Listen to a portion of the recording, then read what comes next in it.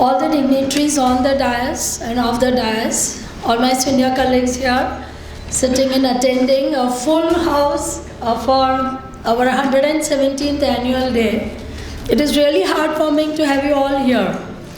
And it is really a very proud privilege for me to introduce this very esteemed personality who is the chief guest of our today 117th annual day of Ahmedabad Medical Association. One thing I would say, because now I'm the president-elect for the next year, Dr. Mehul Bhai, you have really made me so tense. You somehow go and find such, I think, very important personalities and esteemed personalities over here. So it's going to be a tough job for me for the next year to bring such good chief guests, right? So it's going to be a tough job for me. So when I just went through, because Dr. Mehul Bhai said, Munavan, would you like to introduce our chief guest? I said it would be my honor, and it is indeed an honor today to introduce such an eminent personality over here. When I just went through his very short biodata, and I thought I would just cut a few lines. Usually that's what we do when we prepare our introduction. But then I saw that not a single line is useless. The personality present here is such a great one that I sometimes feel, could anybody achieve so many things in one life? And I think, sir, you are just wonderful. And going through your biodata, I felt, oh my God, this is a real honor to introduce him. So here we go, introducing our today's chief guest. His name is Professor Pankaj Chandra, but I could even say Dr. Pankaj Chandra because he is also in PhD, so he has attained doctorate. So as Dr. Mehul Bhai Shelat said, he is a Vice Chancellor of Ahmedabad University. But before becoming the Vice Chancellor, he has attained an array of a lot of other positions. So he was the Director of IIM Bangalore in 2007 and 2013. He was a Professor of Operations and Technology Management at IIM Ahmedabad and IIM Bangalore. Now for all of us, we all know IIM Ahmedabad and Bangalore is superior, and so many of our kids also go there, and people dream to go in IIM. So being the professor over there, so as we say, that of course the king is great, but the king maker is much more greater than the king himself. So this is what our professor is over here. He is an entrepreneur maker. You will just see. Now this was about India, but in overseas also, he held a tenured appointment at McGill University in Montreal. He was a visiting professor in University of Geneva, International University of Japan, Cornell University, Renmin University, Beijing. So have you left any other countries? I think you've been traveling everywhere. My God, you are giving your advantage to all the people, all the students over there. He is the chairperson of doctoral program at IIM Ahmedabad and first associate dean, that is academic dean, at ISB Hyderabad. A part of the founding team and a chairperson at Center for Innovation, Incubation and Entrepreneurship at IIM Ahmedabad. He holds a Bachelor of Technology degree and from Banaras Hindu University, and he has done his PhD from Wharton School, that is University of Pennsylvania. So, very learned person, so we are really proud to have him here. Professor Chandra was a member of Yashpal Committee, which is a committee of rejuvenation of higher education run by Government of India. So this is a big thing because our Government of India having such an advisor for rejuvenation of higher education, I'm sure the level of our education in India should improve and will improve. He is also a member of Telecom Regulatory Authority of India, very popularly known as TRAI, and his research and teaching includes manufacturing management, building technology capabilities, higher education policies, and high-tech entrepreneurship. He serves on lots of boards of like several firms and institutions, and is involved in so many startups. And he has also written a book. He's a great author, and the name of his book is Building Universities That Matters. The title of the book, I think, speaks everything. So he is, as I said, he is a maker of entrepreneurs everywhere in the world, I would say. And the issues, he studies the issues of governance, change, institution, and building in Indian universities. So here we have a chief guest who is absolutely an academician, and he not only makes entrepreneurs, but he improves the level of education and, of course, building up universities in our country. So we welcome you, sir, here, and it will be my privilege and our privilege to hear from you. I welcome you for a speech. Thank you. Thank you very much, Dr. Desai, for your very kind introduction. We academics always say that one of the side benefits of being an academic is that you travel around the world at someone else's expense. So that's what I was kind of doing. But Tushar Bhai, Dr. Shelat, Dr. Gadvi, Dr. Vachrajani, Dr. Shah, many others, thank you very much for giving me this opportunity to come and talk to you. I come from a very young institution, an Ahmedabad University, and we hope to build an Ivy League institution on Sabarmati. So today I would definitely want to talk a little bit about education. And after Tushar Bhai, what you talked about, Bapu's perspective, looked like he was learning all his life. And every incident that you narrated showed that there was an evolution of an individual who's completely re-questioning, reforming education in the context of the time. And I think that is the power of learning. India truly appears to have unlimited challenges at this particular juncture. And I think you and your community of doctors really hold a very important key in how the health of this nation, not necessarily just the physical health, but in every sense we are going to face in times to come.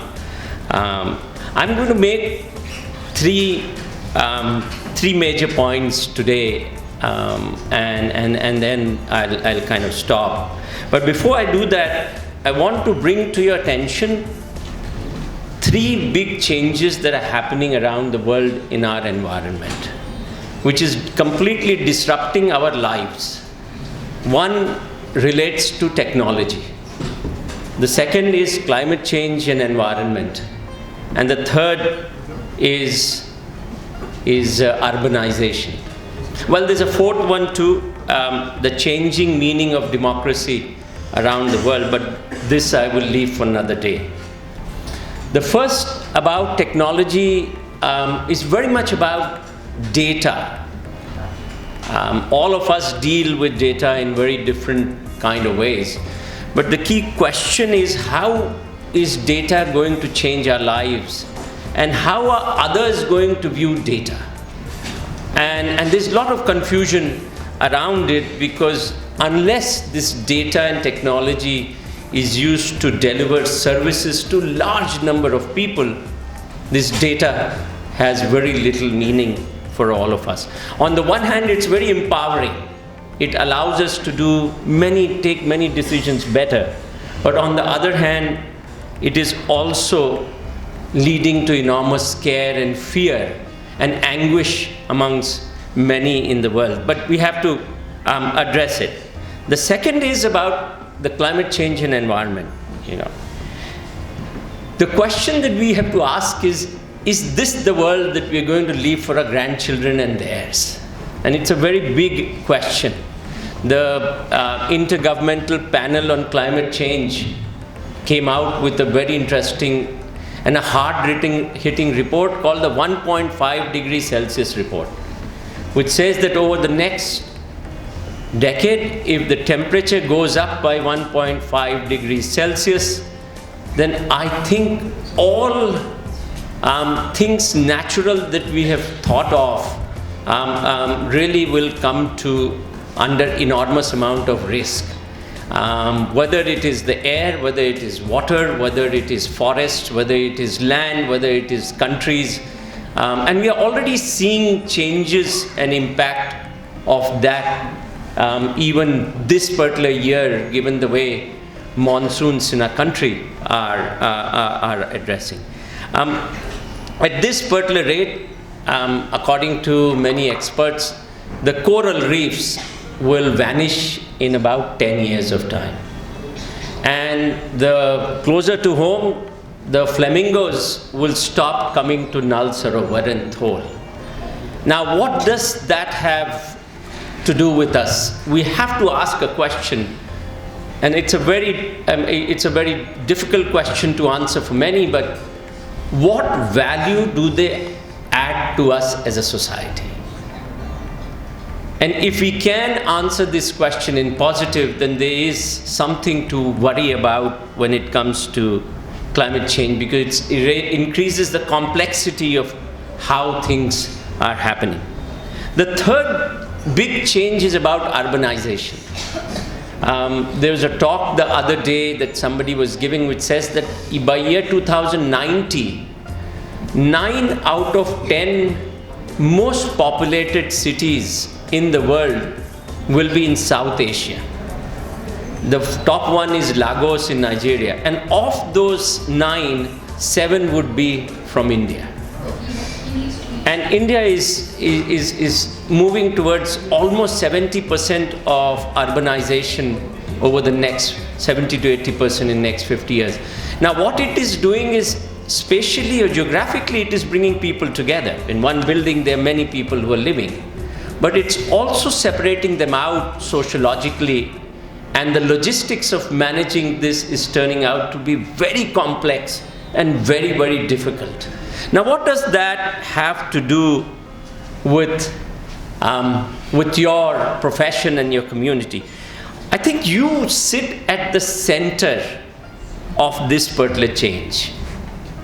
You as a community of healers, but much more of the healing of as much as of the heart and the mind as it is of the body. And it's your actions that are going to moderate and in a very large extent define how this world is going to be able to manage the changing environment.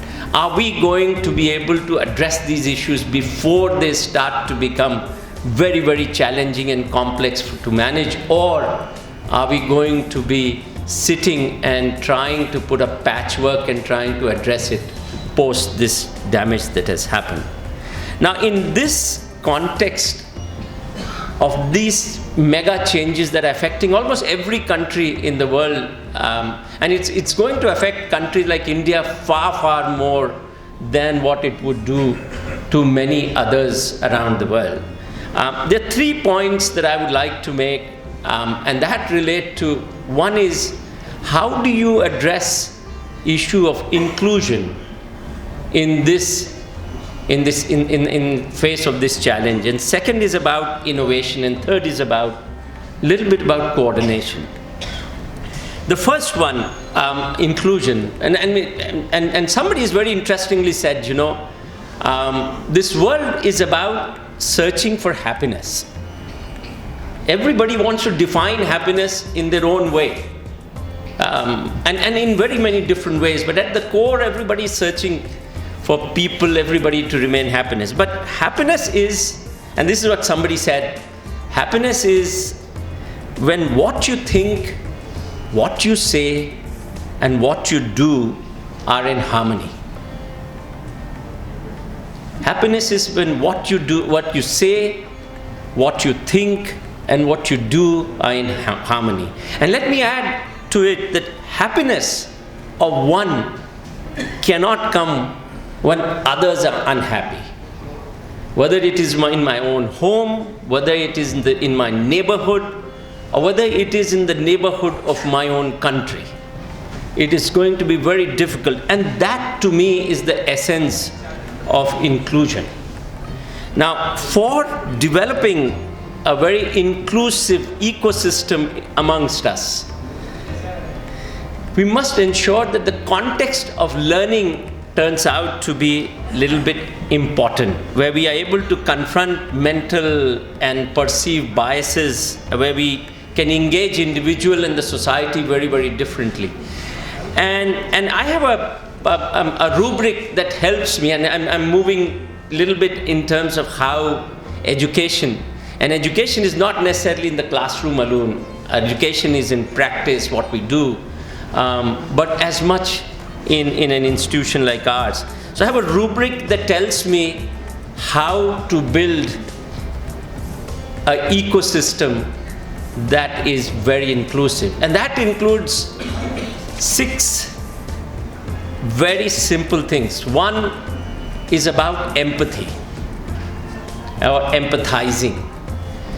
That empathizing leads to engagement.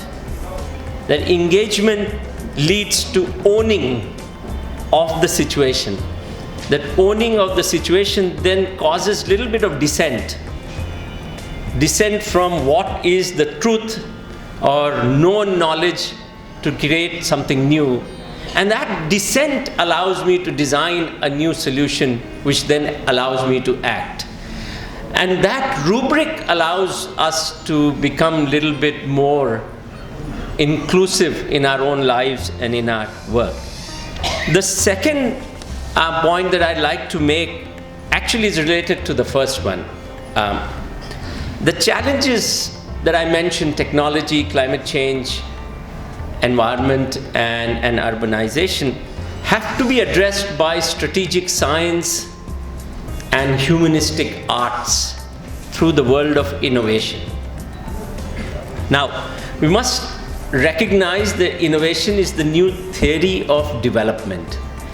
It's also that technology is very indigenous, very intrinsic to the growth itself, and we need to design processes to manage it.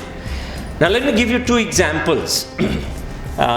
For a long time, this encephalitis incidence is very high in certain districts of India, especially in a state like UP in Gorakhpur.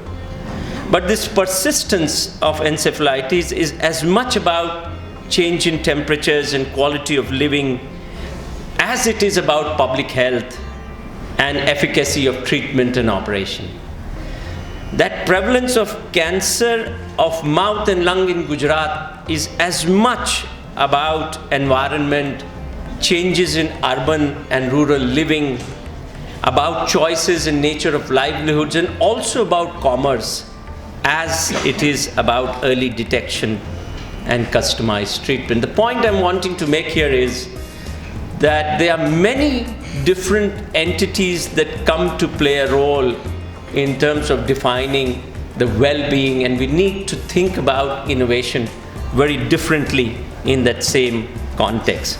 And this is where data science or mathematics or engineering or philosophy and sociology are as important as biology in the education in medicine. That world has changed so dramatically. I'm sure in your own lives you are dealing with technological innovations very, very differently than what a generation before was dealing with. And I think this change is necessary to be able to bring about a transformation in how we look at addressing issues of technology for inclusive growth and development. The last point that I'd like to make here relates to coordination and execution. Innovation is of any kind in your discipline, in your profession, those in any others, is not translatable into scalable and affordable outcomes unless there's innovation that's happening across the entire supply chain. And let me just give you an example.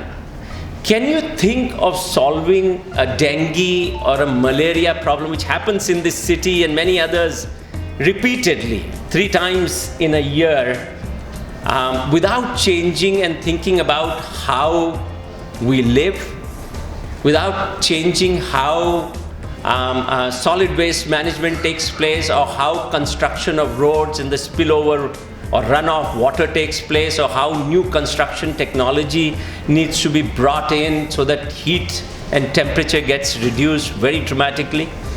And that is really, it requires an innovation across the entire gamut of institutions.